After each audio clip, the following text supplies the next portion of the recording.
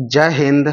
आप सभी का स्वागत है आपके अपने YouTube चैनल संभवम क्लासेस के प्रचंड सीरीज में। संभवम क्लासेस के कौन से सीरीज में? प्रचंड सीरीज में आप सभी का स्वागत है। ठीक है, देखेंगे। और ये कौन सा एपिसोड है? एपिसोड नंबर है दूसरा। कौन सा है? एपिसोड नंबर दूसरा। एपिसोड नंबर पहला पढ़ चुके थे। जो नहीं देखे हैं प्ले लिस्ट में उपलब्ध है, वहां से जाकर के कोचिंग कर सकते हैं, देख सकते हैं। ठीक है, तो इसमें हम मात्र 5 प्रश्नों को हल करते हैं। और ये कैसा प्रश्न रहता है? मिक्स क्वेश्चन रहता है। कैसा क्वेश्चन रहता है? Mix question. और ये 10वां के लिए, किसके लिए है? क्लास 10th के लिए, जो 2027 में एग्जाम देंगे बिहार बोर्ड में। ठीक है, यानी कि जो मैट्रिक का एग्जाम देंगे 2027 में, उसके लिए मैथ का मिक्स क्वेश्चन बहुत ही महत्वपूर्ण होने वाले हैं। ठीक है, तो देखते हैं हम एपिसोड नंबर दूसरा का क्वेश्चन नंबर पहले को हल करते हैं, क्या कहता है। ठीक है, देखेंगे। क्वेश्चन नंबर पहला यही है। कहता है कि समीकरण x माइनस 3y बराबर 7 और 3x माइनस 3y बराबर 15 को वज्र गुणन विधि से हल करें। किस विधि से हल करना है? वज्र गुणन विधि से। देखेंगे, ये दो चर वाले रैखिक समीकरण युग्म के सवाल है और इसे हमें किस विधि से हल करना है? इसे हल करना है हमें वज्र गुणन विधि से। तो देखेंगे, तो सबसे पहले समीकरण क्या दिया हुआ है उसको लिखते हैं। पहला समीकरण दिया हुआ है x माइनस 3y बराबर का 7। ये इक्वेशन नंबर पहला दिया हुआ है। ठीक है, अच्छा, दूसरा इक्वेशन क्या दिया हुआ है? ये दिया हुआ है 3x माइनस का 3y बराबर का कितना? 15। इक्वेशन नंबर कितना? दूसरा, ये दिया हुआ है। ठीक है, अच्छा, वज्र गुणन विधि से बनाने से पहले हमें क्या करना पड़ता है कि जो दो चर वाले रैखिक समीकरण का व्यापक रूप होता है, या तो उसको मानक रूप बोलते हैं, उसके फॉर्म में लाना है। तो मानक रूप क्या होता है? ये इस रूप का होता है, ax प्लस का by प्लस का c बराबर का 0। हमें इस रूप में लाना है पहले। ठीक है, उसके बाद ही हम वज्र गुणन विधि से कोची कर सकते हैं, हल कर सकते हैं। कोई दिक्कत यहां तक समझने में नहीं ना? देखेंगे आगे। ठीक है, अब इसके आगे में प्लस रहे माइनस रहे उससे हमको कोई लेना देना नहीं है। ठीक है, हल करते समय देखेंगे किसके आगे में प्लस आएगा, किसके आगे में माइनस आएगा। ठीक है, तो सबसे पहले हमें इसके रूप में लाना है। ठीक है, तो इसके रूप में लाना है। देखेंगे कि ये 7 प्लस में है, बराबर किस पर आएगा? तो किस में होगा? -7 का हो जाएगा। तो अच्छा, हम इसको इस प्रकार से लिख सकते हैं, ये x माइनस 3y -7, इधर कुछ ना बचल तक कौची बचल? 0। ठीक है, बचेगा कि नहीं हमारा? क्या बचेगा? 0।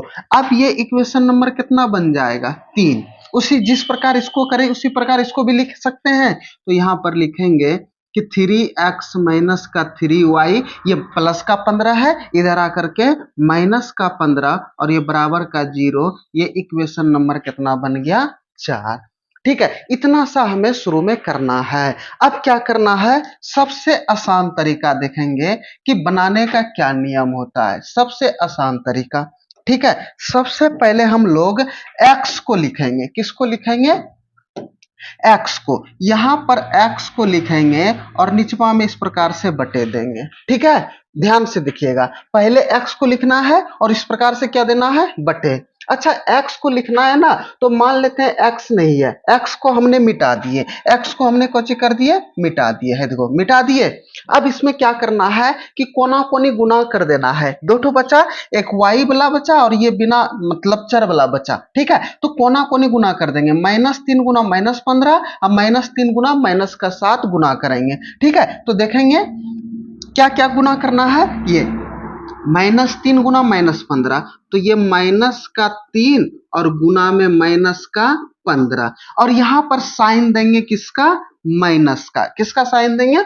ये दोनों को गुना करके फिर किसका साइन देंगे? माइनस का। अब फिर ये -3 गुना -7 करेंगे, कोना कोनी गुना, और जब भी गुना करके ऊपर से नीचे फिर नीचे से ऊपर करके लिखेंगे। ठीक है, तो यहां पर लिखेंगे कितना? ये -3 और ये -7। अच्छा, ये दोनों गुना करके लिखने में किसी को कोई दिक्कत नहीं ना? अगर किसी को कोई दिक्कत है तो बताएंगे कमेंट बॉक्स में। ठीक है, तो देखेंगे। अब ये x लिखे, अब यहां पर बराबर का साइन देंगे और यहां पर लिखेंगे माइनस का y। क्या लिखेंगे? माइनस का y, और फिर इसी प्रकार का क्या देंगे? बटे देंगे। ठीक है, अच्छा, अब माइनस का y लिखे ना, तो y को झाप देंगे। मान लो कि y वाला नहीं है, y वाला क्या है? नहीं है, ये y वाला का कहानी खत्म कर दिए।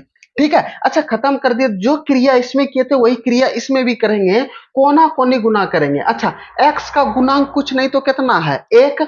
ठीक है, ये 1 गुना माइनस का 15 और ये 3 गुना कितना, माइनस का 7, उसके गुणांक के साथ में गुना करेंगे तो यहाँ पे गुना कितना करेंगे, 1 गुना माइनस का 15, 1 गुना माइनस का 15, और यहाँ पर किसका साइन देंगे, माइनस का। जिस प्रकार यहाँ पे साइन माइनस का दिए, अब इसके आगे में जिसका साइन है उसी के साथ में गुना करना है। अब ये नहीं कि सबके आगे में प्लस सबके आगे में माइनस दे देंगे, ऐसा कंडीशन नहीं है। ठीक है, यहाँ पर माइनस देंगे, ठीक है, और ये 3 गुना माइनस का 7 लिखेंगे, ये 3 गुना माइनस का 7 लिख दिए। अब फिर यहाँ पर बराबर देंगे और यहाँ पर अचर पद में 1 लिखेंगे, x चर वाला लिख ले, y चर वाला लिख ले, अब अचर पद वाला लिखेंगे और वहां पर कितना लिखेंगे, 1। ठीक है, अब देखेंगे जब 1 लिख दिए यहाँ पर, तो अब यहाँ पर एक, ये मान लो अचर पद वाला नहीं है, ये -7 -5 नहीं है, इसको खत्म कर दिए। ठीक है, मान लेते हैं कि इसको हम कोची कर दिए, खत्म कर दिए। ठीक है, अब देखेंगे क्या क्या बचा हमारा, यही बचा ना, ये एक x गुना 1, 1 गुना -3 और 3 गुना माइनस का 3, यही बचा। तो ये लिखेंगे 1 गुना माइनस का 3, 1 गुना माइनस का 3 और ये माइनस सूत्र का, और ये 3 गुना माइनस का 3, ये 3 गुना माइनस का 3, इस प्रकार से लिख सकते हैं। ठीक है, अच्छा यहां तक समझने में किसी को डाउट, कोई दिक्कत लिखने में कोई परेशानी तो जरूर बताइएगा कमेंट बॉक्स में। ठीक है, अगर चैनल पर नए हैं तो चैनल को सब्सक्राइब भी जरूर कर दीजिए। ठीक है, तो देखते हैं, अब यहां पर इस प्रकार से देंगे बराबर का निशान और ये x बटे का लिखेंगे, ये -3 और -15 को आपस में गुना करेंगे, गुना का साइन है, ये माइनस और माइनस को गुना करेंगे तो प्लस, और 3 गुना 5 कर देंगे, सॉरी 3 गुना 15 कर देंगे तो 15 45, ये माइनस है तो यहाँ पे माइनस देंगे, और ये -3 और -7 को गुना करेंगे तो प्लस, और 3 सते 21 होगा हमारा बराबर, ये माइनस का y। अब देखेंगे 1 के आगे में प्लस, 15 के आगे माइनस, प्लस माइनस माइनस, और 15 एका 15। ठीक है, अब देखेंगे 3 के आगे में माइनस और 7 के आगे में माइनस, माइनस गुना माइनस कर देंगे तो प्लस, 3 सते 21 बराबर, ये 1 बटेगा, माइनस का 3 हो जाएगा यहाँ पे, और ये माइनस माइनस प्लस, और ये 3 तिया कितना हो जाएगा, 9 होगा हमारा। यहां तक में किसी को कोई डाउट, को परेशानी तो जरूर बताइएगा कमेंट बॉक्स में। ठीक है, अब हल करेंगे। अब ये यहाँ पर अगला कंडीशन हल करना है हमें, ये जो x है तो ऊपर में x हमें लिखना ही है। ठीक है, और बटे ये 45 में अब 21 घटा देंगे तो कितना बचेगा, 5 में 1 गए 4, 4 में 2 गए 2, 24 बचेगा, तो यहाँ पर प्लस का 24 आ जाएगा, और ये बराबर ये -y बटे का। अब देखेंगे ये -15 और प्लस का 21, बड़का साइन प्लस छोटका sign minus, plus minus minus घटने का क्रिया। अब 15 में 21 चल जाएगा तो कितना बचेगा, प्लस का 6 बचेगा, और ये बराबर ये 1 बटे का कितना लिखेंगे, ये 3 के आगे में माइनस, 9 के आगे में प्लस, प्लस माइनस माइनस घटने का क्रिया होगा, तो 9 में 3 गए कितना 6, और बड़का साइन प्लस का है तो यहाँ पे प्लस का 6। यहां तक समझने में अगर किसी को कोई डाउट, को परेशानी तो जरूर बताइएगा, किसी को कोई दिक्कत नहीं ना, नहीं।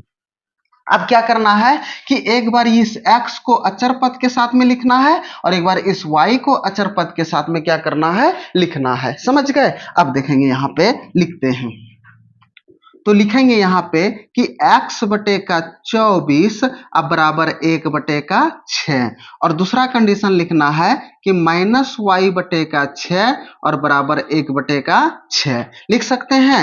अब देखेंगे बराबर में ऊपर ऊपर नीचे नीचे कटा सकते हैं। ठीक है, और नहीं कट रहा है तो कोना कोने गुना कर देंगे। ठीक है, तो देखेंगे ये 6 एका 6, 6 चौके 24 कट रहा है, तो x गुना 1 कर, कोना अब कटने वाला नहीं है, कोना कोनी गुना कर देंगे, तो x गुना 1 कर देंगे तो x, और 4 गुना 1 कर देंगे तो 4, x का वैल्यू कितना निकल गया 4, x का वैल्यू कितना निकल गया 4। ठीक है, अब देखेंगे अब ये 6 एका 6 और ये भी 6 एका 6 बराबर में है, ऊपर ऊपर नीचे नीचे कटा सकते हैं, और ये -y गुना 1 कर देंगे तो -y, और ये 1 गुना 1 कर देंगे तो 1, ये माइनस है तो उधर जा करके ये माइनस का 1 हो जाएगा, तो ये y का वैल्यू निकल गया, x का वैल्यू 4 और y का वैल्यू -1। देखेंगे अगर हम y के जगह पे -1 रखेंगे तो ये माइनस और ये माइनस, माइनस माइनस प्लस, 3 का 3, प्लस का 3 और x का वैल्यू 4, 4 3 7 आ जाएगा। हमारे समीकरण को संतुष्ट कर रहा है कि नहीं, तो यही हमारा कोची हो गया आंसर। x का वैल्यू 4, y का वैल्यू -1, यही हो गया हमारा कोची आंसर। यहां तक समझने में किसी को कोई डाउट को परेशानी तो कमेंट बॉक्स में जरूर बताइएगा और वीडियो को अपने दोस्तों में शेयर जरूर कीजिएगा। ठीक है, तो देखते हैं अब अगले सवाल की ओर। अगला सवाल कहता है कि 0 और 50 के बीच विषम संख्याओं का योग ज्ञात कीजिए। ठीक है, यानी कि क्लास 10वां का जो एनसीईआरटी मैथ है, यानी कि 5वां चैप्टर है जो एपी पद, जिसको समांतर श्रेणी बोलते हैं, उसी का सवाल है ये। ठीक है, तो देखते हैं। अब देखेंगे, कहता है कि 0 और 50 के बीच विषम संख्याओं का योग ज्ञात कीजिए। सबसे पहले किससे किसके बीच में बोला है? 0 से लेकर के 50 तक के बीच में हमें कुछ ज्ञात करना है, विषम संख्या। अच्छा, विषम संख्या बोलते किसको है? सबसे पहले उस बात पे ध्यान देना है कि विषम संख्या बोलते किसको किसको है, तभी तो हम योग ज्ञात कर सकते हैं। ठीक है, अब थोड़ा सा ध्यान दीजिएगा कि जिस संख्या में 2 से पूरा पूरी भाग लग जाए उसको सम संख्या, 2 से पूरा पूरी भाग लग जाए तो कौन सी संख्या? सम संख्या। और जिसमें 2 से पूरा पूरी भाग ना लगे उसको कौन सी संख्या बोलते हैं? विषम संख्या बोलते हैं कि नहीं? ठीक है, तो अब देखेंगे 0 से 50 के बीच में क्या क्या हम लिख सकते हैं, जैसे कि 0 1 2 3 4 5 डॉट डॉट डॉट, यहां से लिख सकते हैं 48 49 और ये 50। ठीक है, जब ये 50 लिख लिए तो सवाल भी झकास ना। ठीक है, तो देखते हैं। अब इसी के बीच में हमें विषम संख्या ज्ञात करना है। अच्छा, 0 हमारा विषम संख्या है ना? ठीक है, अब देखेंगे ये हमारा 0 जो है ना ही धनात्मक है और ना ही हमारा क्या है? ऋणात्मक है। ठीक है, इसको हम लोग अधनात्मक पूर्णांक बोलते हैं और अधनात्मक यानी कि पूर्णांक बोलते हैं। ठीक है, अच्छा, 1 में 2 से पूरा पूरी भाग लगेगा? नहीं लगेगा। जब 1 से पूरा पूरी भाग नहीं लगेगा तो 1 हमारा कौन सी संख्या? विषम संख्या, तो 1 आ गया। अच्छा, 2 से पूरा पूरी भाग लग जाएगा? यस सर, एक बार में कट जाएगा, तो क्या वे विषम संख्या होगा? नहीं। 3 में लग जाएगा? नहीं सर, 3 हो जाएगा। उसके बाद 5, उसके बाद 7। ठीक है, उसके बाद 48 में तो लग जाएगा। 49 में लगेगा? नहीं सर, 49 में क्या 50 में लगेगा? यस सर, 50 में लग जाएगा। तो 1 3 5 7 9। ठीक है, ये आ गया। अब देखेंगे सभी में समान अंतर होगा, 2-2 का अंतर होगा सभी में, तो ये समांतर श्रेणी में आ गया। अच्छा, जब समांतर श्रेणी में आ गया तो इसको हम योग ज्ञात करने के लिए बोला है, तो हम 2 सूत्र का प्रयोग करके ज्ञात कर सकते। कौन कौन? सॉरी, कौन कौन सा? एक होता है एन बराबर ये n बटे का 2 इंटू ए प्लस का ए एन, एक तो ये सूत्र होता है। और दूसरा होता है कि एन बराबर n बटे का 2 इंटू ए प्लस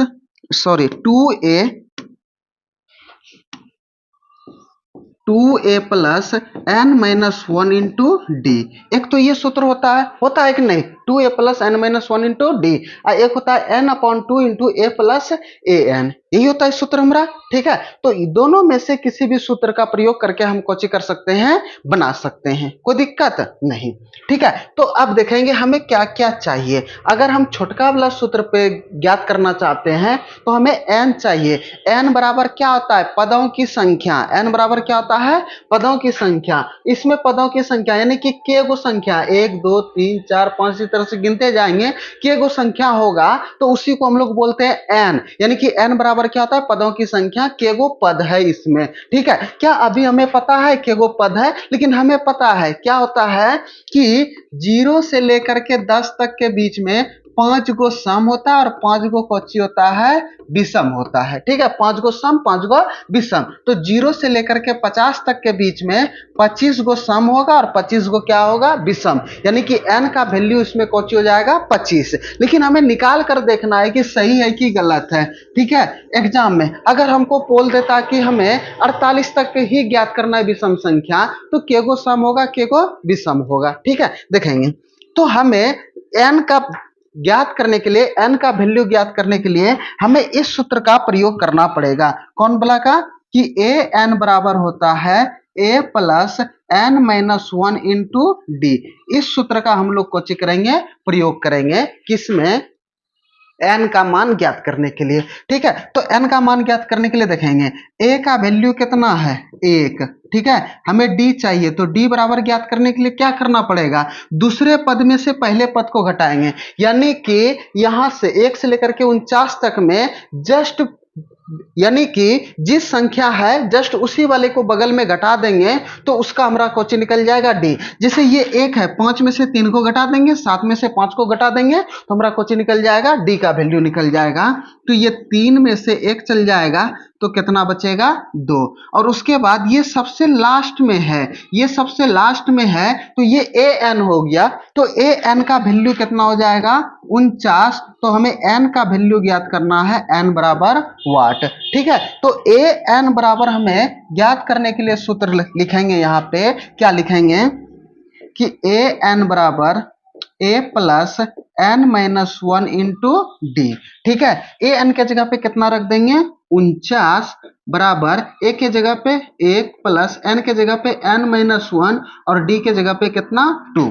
जिसका जिसका वैल्यू दिया हुआ था उसके उसके जगह पे उसका वैल्यू रख दिए। ठीक है, तो देखेंगे ये प्लस में इधर आकर के माइनस में, तो ये 49 माइनस का 1 बराबर। ठीक है, अब देखेंगे तो यहाँ पे बचेगा n माइनस 1 इंटू और ये 2 बचेगा हमारा, 49 में से 1 चल जाएगा तो कितना बचेगा हमारा, 48। और ये 2 गुना में तो इधर आकर के किसमें, भाग में, तो इधर n माइनस का 1 बचेगा हमारा। ठीक है, अच्छा 2 से 48 में कटा देंगे तो कितने बार में कट जाएगा, 24 बार में कट जाएगा, क्योंकि 24 दूना 48। तो यहां से लिखेंगे कि 24 बराबर n माइनस 1, ये माइनस का 1 है, इधर आकर के प्लस का 1, तो 24 प्लस 1 अब बराबर का n, तो 24 से कितना हो जाएगा, 25 बराबर का n, यानी कि n का वैल्यू यहां से कितना निकल गया, 25। और जब n का वैल्यू 25 निकल गया तो ये छोटका वाला सूत्र का प्रयोग करके ज्ञात कर सकते हैं। देखेंगे n का जगह पे n लिख देंगे, a का वैल्यू a पता है और a n का वैल्यू कितना है, 49, तो यहां से हम ज्ञात कर सकते हैं। ठीक है, तो देखेंगे तो यहां से हम इस छोटका वाला सूत्र का कोची कर लेंगे, प्रयोग कर लेंगे ज्ञात करने के लिए। ठीक है, तो देखेंगे एस एन बराबर, यानी कि एस 25 बराबर ये 25 बटे का 2 और इंटू 1 प्लस ए एन के जगह पे कितना रख देंगे, 49 रख सकते हैं यहाँ पे। देखेंगे 49, तो एस 25 बराबर, ठीक है, एस 25 का मतलब क्या हो रहा है कि 25 पदों का योग ज्ञात करना है हमें। ठीक है, तो यहां से लिख लेंगे 25 बटे का 2 गुना 49 और एक कितना, 50। 2 से कितने बार में कट जाएगा, 25 बार में, तो यहां से एस 25 बराबर ये 25 गुना 25 कितना, 625। ठीक है, यानी कि टोटल 0 से 50 के बीच के संख्याओं का योग, विषम संख्याओं का योग कितना होगा, 625। कितना होगा, 625। यही हमारा क्वेश्चन आ गया आंसर। ठीक है, अगर देखेंगे अगर इसको ऑब्जेक्टिव में पूछे तो डायरेक्ट कैसे बनाना है, मान लेते हैं कि 0 से लेकर के 10 तक के बीच में हमें विषम संख्याओं का योग ज्ञात करना है, तो जो वो संख्या रहेगा उसी संख्या का स्क्वायर कर देंगे, उसी संख्या का क्या कर देंगे, स्क्वायर, तो हमारा विषम संख्या का योग कौन हो जाएगा, ज्ञात हो जाएगा। यानी कि लगातार विषम, लगातार होना चाहिए। ठीक है, यानी कि 1 से शुरू होना चाहिए, लगातार होना चाहिए। अब ये नहीं कि 10 से शुरू किया 20 के बीच में एन का वैल्यू कितना आया उसका स्क्वायर कर देंगे आ जाएगा आंसर, नहीं, ऐसा नहीं होगा, लगातार होना चाहिए। यानी कि 1 से शुरू होना चाहिए, तभी वो हमारा इस वाला कंडीशन पे फॉलो करेगा, अन्यथा इस वाला कंडीशन पे फॉलो हमारा नहीं करेगा। तो 0 से लेकर के 50 के बीच में के गो, 25 गो, तो ये 25 का स्क्वायर कर देंगे तो कितना आ जाएगा, 625। यही हमारा आंसर हो जाएगा। जैसे कि मान लीजिए कि 0 से 70 के बीच में, 0 से 70 के बीच में, ठीक है, तो 35 गो सम आएगा, 35 गो कौची आएगा, विषम। तो विषम लगातार, यानी कि 0 से 70 के बीच में विषम संख्याओं का योगफल ज्ञात करने के लिए बोले तो ये 35 का स्क्वायर कर देंगे तो हमारा आंसर कौची होगा, आ जाएगा। ठीक है, डायरेक्ट हम ऑब्जेक्टिव में बना सकते हैं इस प्रकार से, समझ गए। हाँ, लेकिन ध्यान रखना है कि लगातार होना चाहिए, 0 से शुरू होना चाहिए, यानी कि 1 2 3 4 से शुरू होना चाहिए, तभी वो हमारा बनेगा, अन्यथा नहीं बनेगा। यहां तक समझने में किसी को कोई दिक्कत नहीं ना, आते हैं अगले सवाल की ओर। अगला सवाल कहता है कि बिंदुओं इतना और इतना के बीच की दूरी ज्ञात करेंगे। देखेंगे बहुत बहुत ही वीवीआई क्वेश्चन है, एग्जाम में पूछ भी सकता है, ठीक है, एग्जाम में पूछ भी सकता है, ठीक है। देखेंगे इसको ध्यान को, मान लेते हैं कि दो बिंदु है, मान लेते हैं कि ये बिंदु ए है और ये मान लेते हैं कि ये बिंदु क्या है, बी है। इसके बीच की दूरी ज्ञात करना है, ठीक है, इसके बीच की दूरी ज्ञात करना है। अब देखेंगे ए का जो निर्देशांक है कितना दिया हुआ है, ए कोमा ए, ठीक है, और बी, ए बी है, सॉरी, ए और बी है, ठीक है। बी का निर्देशांक माइनस ए कोमा माइनस का बी, ठीक है, ये दिया हुआ है। अब ये दोनों बीच की दूरी ज्ञात करना है, तो निर्देशांक ज्यामिति का सूत्र ज्ञात करना है, तो हमें दूरी बराबर सूत्र पे हम इसको कौची कर देंगे, लिख लेंगे, और इसका आंसर कौची होगा, आ जाएगा। तो किसके किसके बीच की दूरी माने, ए और बी, तो ए और बी के बीच की दूरी ज्ञात करने के लिए दूरी बराबर सूत्र होता है, क्या होता है, x2 माइनस x1 का whole square plus y2 minus y1 का होल स्क्वायर, और इसी पर कोची रहेगा अंडर रूट, ठीक है। अब देखेंगे यहाँ पे इसको मान लेंगे x1, इसे मान लेंगे y1, इसे मान लेंगे x2, इसे मान लेंगे y2, ठीक है, इसको क्या मान लेंगे, y2। कोई दिक्कत, इसको नीचे कर लेते हैं।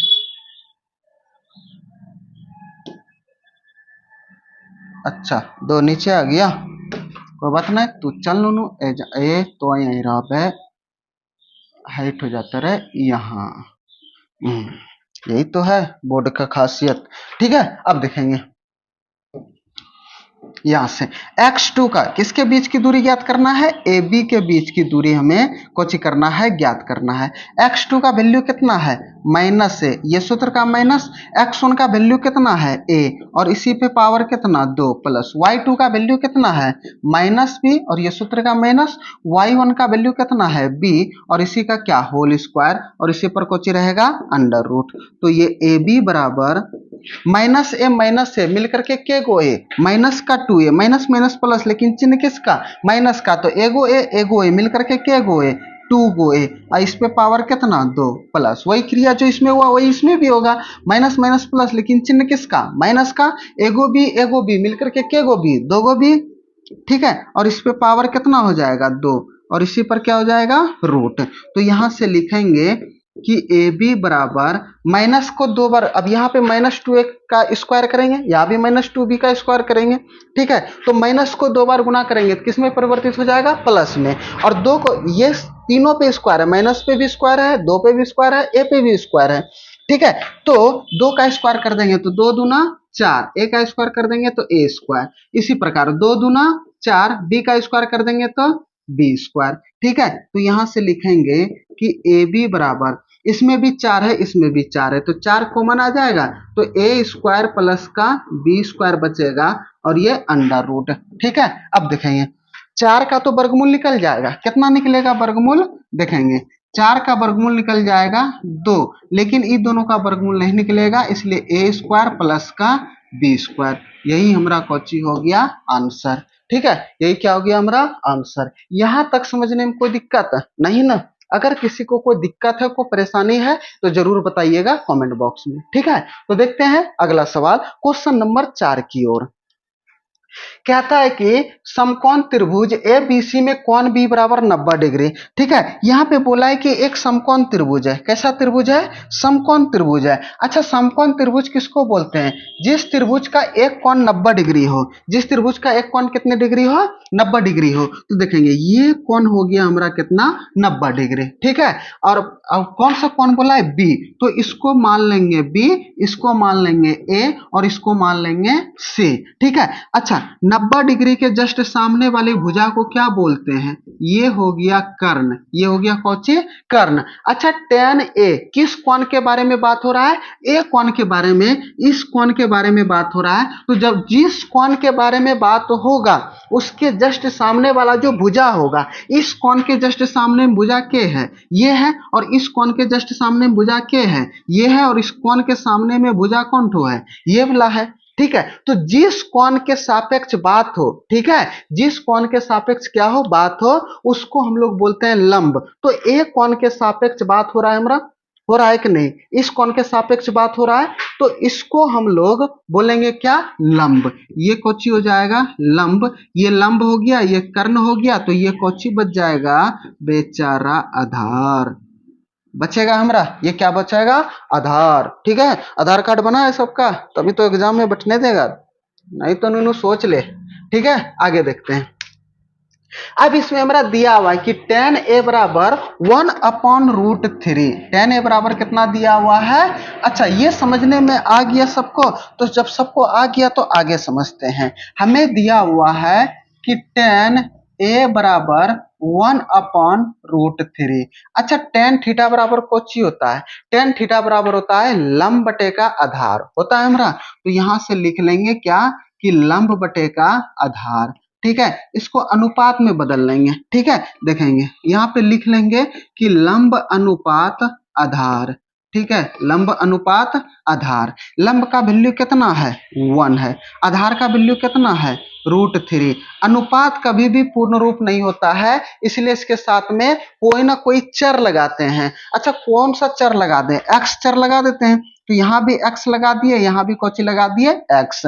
तो एक एक्स लिखते नहीं है, सिर्फ क्या लिखेंगे, एक्स लिखेंगे। सिर्फ क्या लिखेंगे, एक्स। अच्छा, कैसे एक्स लिखे पता चल गया ना। ठीक है, अब देखेंगे लंब और आधार है, हमें पूछा किसका वैल्यू है, साइन और कॉस का। अच्छा, साइन थीटा बराबर कौची होता है, नहीं पता है तो यहाँ पे कोनमा में दिखेंगे, तो साइन थीटा बराबर कौची होता है, LAL। ठीक है, और डबल KA कक्का। ठीक है, लाल कक्का। ये साइन का, ये कॉस का, और ये टेन का। साइन थीटा बराबर लंब बटे कर्ण, कॉस थीटा बराबर आधार बटे का कर्ण, और सॉरी टेन थीटा बराबर लंब बटे का आधार। तो हमें पूछा है किसका, साइन और कॉस का। तो साइन और कॉस दोनों में कर्ण चाहिए, तो क्या कर्ण है यहाँ पर हमारा, नहीं। और जब कर्ण नहीं है तो यहाँ पे पाइथागोरस प्रमेय का प्रयोग करेंगे, तो कहता है कि ये जो भुजा है, इस भुजा का वर्ग, ये कर्ण भुजा का वर्ग, ठीक है, इस भुजा का वर्ग और इस भुजा का वर्ग, दोनों का वर्ग करके जोड़ेंगे तो इसके वर्ग के बराबर होगा,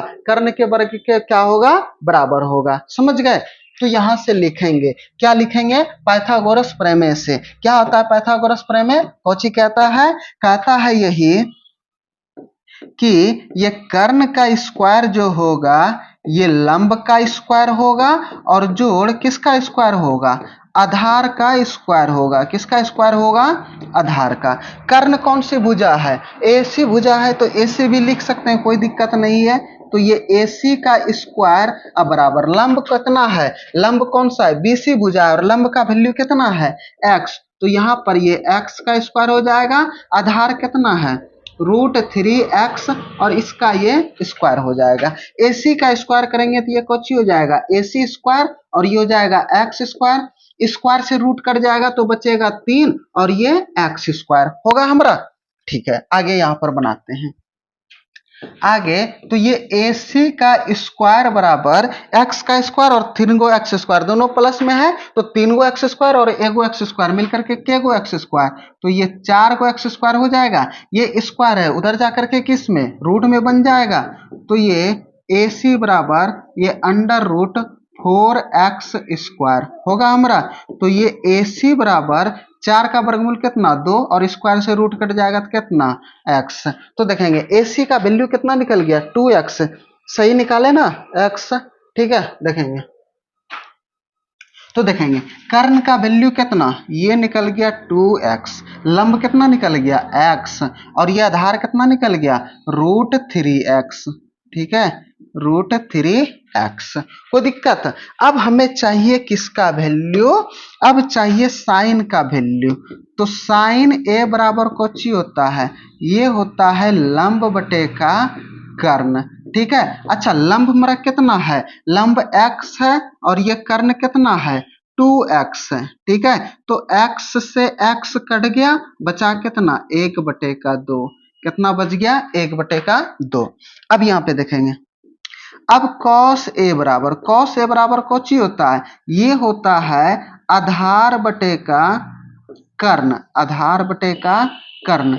आधार का वैल्यू कितना है, ये है √3x, ठीक है, और कर्ण का वैल्यू कितना है 2x, x x कट जाएगा तो बचा कोची √3/2। इसी दोनों का वैल्यू पूछा था तो उसी दोनों का वैल्यू आ गया, यही हमारा कोची हो गया आंसर। कोई दिक्कत यहाँ तक समझने में नहीं ना? अगर किसी को कोई डाउट को परेशानी इसको समझने में तो कमेंट बॉक्स में जरूर बताइएगा, ठीक है। अगर इसका किसी को पीडीएफ चाहिए, ये पांचों सवाल जो हल करते हैं, अगर इसका किसी को पीडीएफ चाहिए तो आप हमारे वहां पर अबाउट में जाइएगा, चैनल को खोलिएगा, अबाउट में जाइएगा, वहां पर व्हाट्सअप नंबर लिखा हुआ है, उस नंबर पे आप हमको व्हाट्सअप कर दीजिएगा, ठीक है, और बोलिएगा कि हमें इस एपिसोड का पीडीएफ चाहिए, तो हम आपको इस एपिसोड का पीडीएफ इधर से भेज देंगे, वो भी कोची कॉस्ट ऑफ फ्री, यानी कि एक भी रुपया नहीं लगेंगे, इसका हम आपको कोची कर देंगे, भेज देंगे। कोई दिक्कत नहीं ना? ठीक है, तो देखते हैं क्वेश्चन नंबर 4 हो गया ना। अब क्वेश्चन नंबर 5, ठीक है, देखेंगे। कहता है कि एक मीनार के शीर्ष का उन्नयन कोण पाद से 15 मीटर की दूरी पर 60 डिग्री है, ठीक है। अब देखेंगे एक मीनार जो है, मीनार के शीर्ष का उन्नयन कोण, अच्छा शीर्ष किसको बोलते हैं, जैसे कि कोई भी त्रिभुज है, ठीक है, इसको हम लोग शीर्ष बोलते हैं कि नहीं, ठीक है। तो उसी प्रकार यहाँ पे समझेंगे, एक मीनार है नहीं, कौन है नहीं, मीनार, ठीक है। मीनार कैसा, सीधा होता है कि टेढ़ा होता है, सीधा होता है एकदम खड़ा, ठीक है, ऊर्ध्वाधर, ठीक है। तो देखेंगे यहाँ पर ये आ गया हमारा मीनार। अब कहता है कि मीनार के शीर्ष का उन्नयन कोण उसके पाद से 15 मीटर, पाद किसको बोलते हैं, ये नीचे वाले को, यहां से कितने दूरी पर, 15 मीटर की दूरी पर, ठीक है, ये हो गया 15 मीटर की दूरी पर। इसके शीर्ष का यहां से लेकर के इसका उन्नयन कोण कितने डिग्री है, 60 डिग्री। कितने डिग्री है, 60 डिग्री।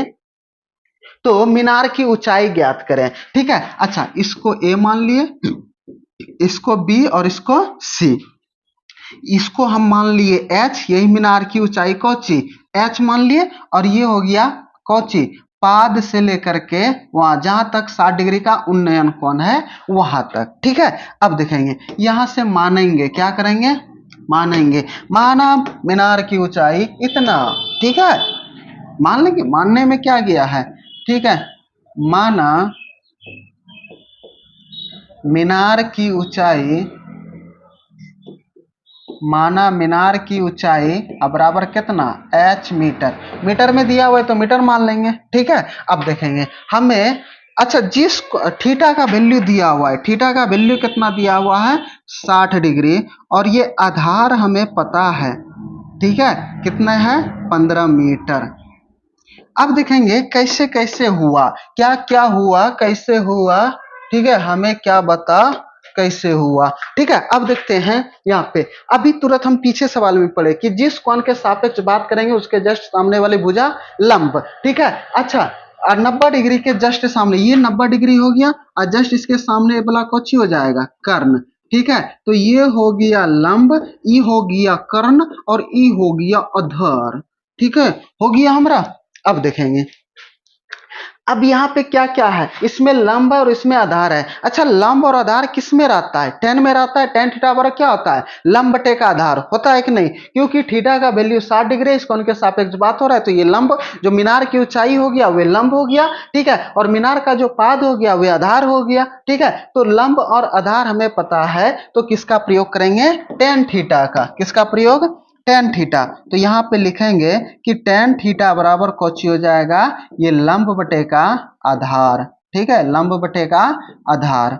अब देखेंगे थीटा के जगह पे कितना रख देंगे 60 डिग्री। अच्छा, लंब का वैल्यू कितना दिया हुआ है, एच दिया हुआ है ना। अच्छा, आधार का वैल्यू कितना दिया हुआ है 15 दिया हुआ है ना, इधर हल कर देते हैं। अच्छा, टेन 60 का वैल्यू कितना होता है, टेन 60 का वैल्यू होता है √3, कितना होता है √3, ठीक है। तो यहां से लिख लेंगे √3 और h बटे का कितना 15। अच्छा, कुछ नहीं तो निचवा में एक क्रॉस मल्टीप्लिकेशन कर देंगे, तो 15 गुना √3 कर देंगे तो ये कितना 15 √3, और बराबर का ये कितना h, तो h का वैल्यू कितना निकल गया 15 √3। तो हमें मीनार की जो ऊंचाई ज्ञात करना था, ठीक है, मीनार की ऊंचाई, ठीक है, मीनार की, लिखिए, मीनार की ऊंचाई बराबर कितना h मीटर, ठीक है, और h का वैल्यू कितना निकला है 15√3 मीटर। यही हमारा कोची हो गया आंसर। यही क्या हो गया हमारा आंसर। कोई दिक्कत यहाँ तक समझने में?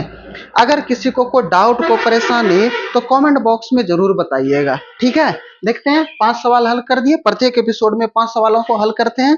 ठीक है, अगर आपको इसका पीडीएफ चाहिए तो आप में व्हाट्सएप पे फॉलो कीजिए। ठीक है, आपको इसका पीडीएफ मिल जाएंगे। ठीक है, कैसे व्हाट्सएप नंबर मिलेंगे? तो आप चैनल पे जाइए, ठीक है, अबाउट में जाइए, वहां पे ठीक है, मोर पे जो लिखा हुआ रहता है, ठीक है, वहां पे जाइए, वहां से आपको व्हाट्सएप नंबर मिल जाएंगे। और नंबर मिल जाएंगे तो वहां से आप हमें कोचिंग कर सकते हैं, फॉलो कर सकते हैं। आप बोलिएगा कि जिस एपिसोड का चाहिए, 1 2 3 4 5 जिस एपिसोड का चाहिए आपका उसका पीडीएफ मिल जाएगा। ठीक है, देखेंगे। अगर आपको वीडियो अच्छे लगे तो आप अपने दोस्तों में शेयर जरूर कीजिए। ठीक है, अगर चैनल पर नए हैं तो चैनल को सब्सक्राइब जरूर कर दीजिए और एक लाइक जरूर कर दीजिए। ठीक है, तो देखते रहिए, आप लोग हंसते रहिए, मुस्कुराते रहिए और हमारे वीडियो को ताबड़तोड़ शेयरिंग करते रहिए। फिर मिलते हैं अगले एपिसोड में। आज इतना ही। जय हिंद।